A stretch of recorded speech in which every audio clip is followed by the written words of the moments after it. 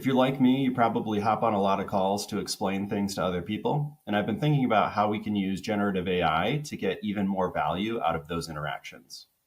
Hi, my name is Josh Prasad. I'm an assistant professor of psychology at Colorado State University and co-founder of Prasad and Associates. And in both roles, I'm interested in how AI might change how we all do work.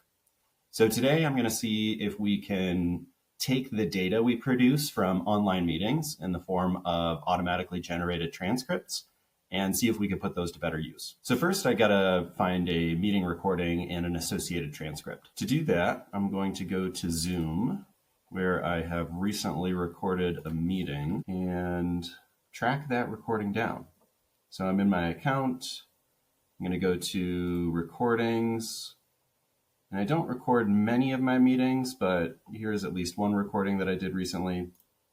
And one thing you'll notice is if you click into the recording, we can see that there is an audio transcript file. And there are several other files that might be useful for other purposes. But to grab this transcript, you hit the download button. You'll see that it is a weird file type, but I'm going to disregard that. And I'm actually able to open it up in Notepad. So there are a couple ways you could go about this. Just to be extra clear, you could say, see this transcript recording and say, use the open with button to find a program that can open it, but Notepad works. What you'll notice is that there are timestamps for when words were stated, and you can see that it's on a very short time frame that it is grabbing these sentence fragments from the natural conversation that I had with one of the students I advise. And the neat thing is that we can take all of this, Control A, Control C to select all and then copy. And we can go to ChatGPT or your preferred generative AI chatbot and ask for a request, say, summarize the following, if I can type, following transcript, and just paste it in there.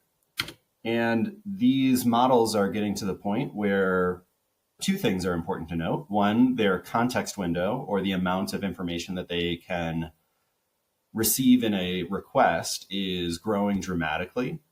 And they are sophisticated enough that all of those timestamps and the sentence fragments, they can actually parse through all of that and still understand the intent of the conversation. So for those who use a lot of online meeting platforms, you'll probably recognize that they do this for you automatically. So Zoom's AI companion will produce a smart summary, or I'm sure Microsoft Teams has a similar function. But with the raw transcript data, we can extend this functionality in ways that suit our needs. So as an example, I found a SOP template from Indeed.com, and you can see that it is a pretty basic template, but I've got the file sample SOP template, and let's take that file, drag it into the chat, using the attached template, fill it out using the meeting discussion. So it's including some things that you'd obviously want to change. So in the template, it has a written by and approved by, where it's written by Josh and approved by Brittany, but it lacks the context from my meeting to understand that I was explaining this to Brittany. But here we can see that we've got a decent first crack using the natural conversation between Brittany and I to fill out a SOP. So what we're doing here is we are leveraging the time that I spent in a new way by taking the transcript data and repurposing it for creating some other artifact that should hopefully go off and enhance productivity elsewhere. So the other thing that I would mention is, one, like I mentioned with the written by and approved by, this would likely need some modification because all of the context may not have been explained in the meeting. So it's doing its best to fill out the template, but it may do so in an odd or an incorrect way.